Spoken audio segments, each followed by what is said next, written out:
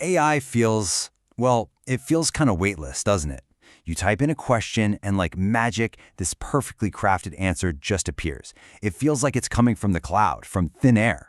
But behind that incredibly smooth experience, there's a massive, and I mean massive, physical footprint. And today, we're going to pull back that curtain.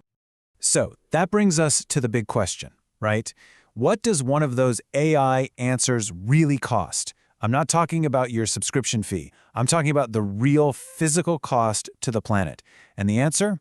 Well, it's measured in megawatts and millions of gallons of water. Okay, let's just jump right into the deep end with a truly staggering number. The International Energy Agency projects that by 2030, data centers all over the world could be chewing through 945 terawatt-hours of electricity. And the single biggest reason for that explosive growth? Yep, it's AI. Now, 945 terawatt hours, that's just a crazy number that's hard to wrap your head around. So let's put it into perspective. That's almost the same amount of electricity that the entire country of Japan, the world's fourth largest economy, uses in a whole year. We are talking about a country-sized appetite for power just for data. So where is all this energy actually going? What is it about the AI process that's just so incredibly hungry for power? Let's break down its hidden appetite.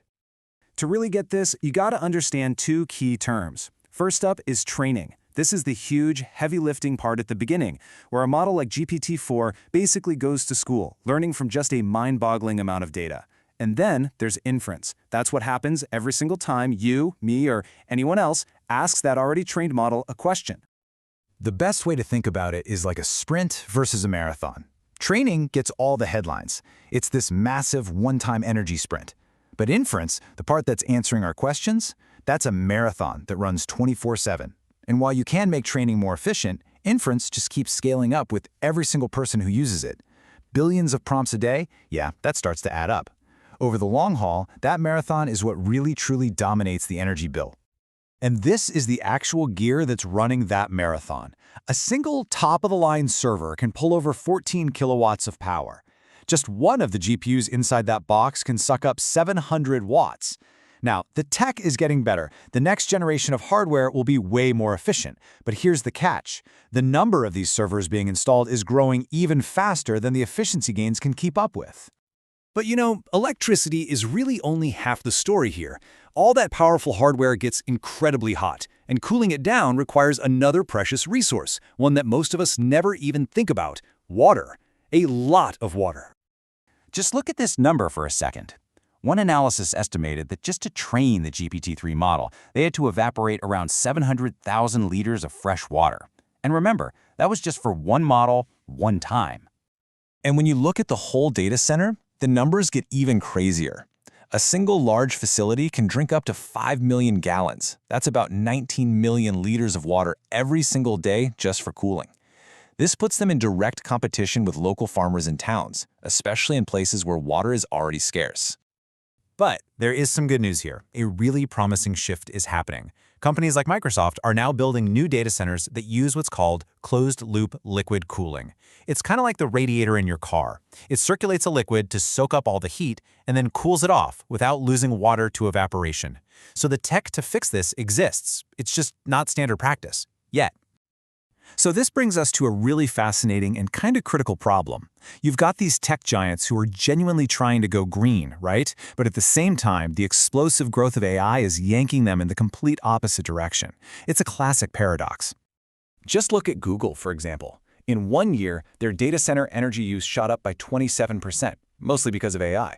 But, and this is the wild part, their emissions from those same data centers actually went down by 12%. So how is that even possible? Well, they're buying a ton more clean energy. But it just perfectly highlights this tension. They're getting cleaner for every bit of data they process, but the sheer number of those bits is just exploding. And believe it or not, this whole phenomenon actually has a name. It's called the Jevons paradox. It's this old economic idea that says when we get way more efficient at using something, like energy, we don't end up using less of it. We often end up using even more, because it's cheaper and easier to use. Making AI more energy efficient might just make us use it for everything, which could actually increase our total energy demand. Kind of crazy, right? Okay, so the situation is definitely complex, but it is not hopeless. Not by a long shot. The path forward isn't about stopping AI. It's about fundamentally changing how we build it and how we run it. It's all about being smarter, not just bigger. And the good news is, there's a really clear playbook for how to do this. Step 1.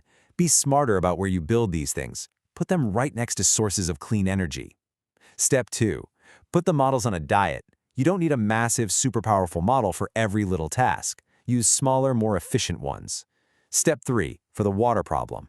Make those zero evaporation cooling systems the absolute standard. Step 4. Get serious about clean power.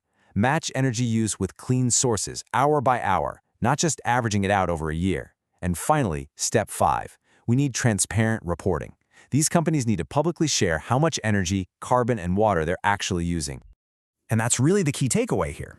The dirty secret of AI isn't that the technology itself is bad for the planet. Not at all. It's that its final impact isn't written in stone yet. The choices that we're making right now about where we build these data centers, how we power them, and how we cool them, those choices will decide everything. They'll decide if AI makes our climate problem worse, or if it actually becomes a tool to help us solve it. Which leads us with this final thought. The incredible, almost unbelievable power of AI could be one of our greatest weapons in the fight against climate change. I mean, it can help us optimize power grids, discover new materials, you name it.